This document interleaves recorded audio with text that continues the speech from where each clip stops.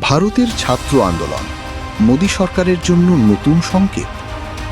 ভারতের রাজপথে আবারও হাজার হাজার শিক্ষার্থী।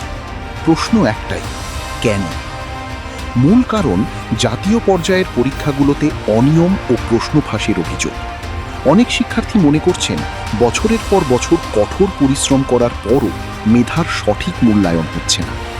এর সঙ্গে যুক্ত হয়েছে বেকারত্বের চাপ এবং ভবিষ্যৎ নিয়ে অনিশ্চয়তা। এই ক্ষোভ থেকেই শুরু হয়েছে দেশ জুড়ে ছাত্র আন্দোলন। আন্দোলনকারীদের দাবি দোষীদের কঠোর শাস্তি, পরীক্ষা ব্যবস্থায় বড় ধরনের সংস্কার এবং সরকারের জবাবদিহি নিশ্চিত করা।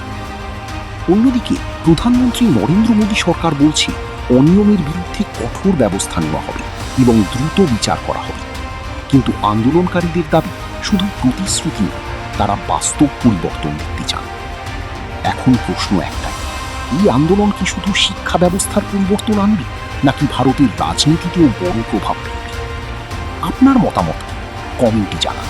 আর এমন গুরুত্বপূর্ণ আন্তর্জাতিক বিশ্লেষণ পেতে ফলো করুন হিস্ট্রি গাইডস বাংলা।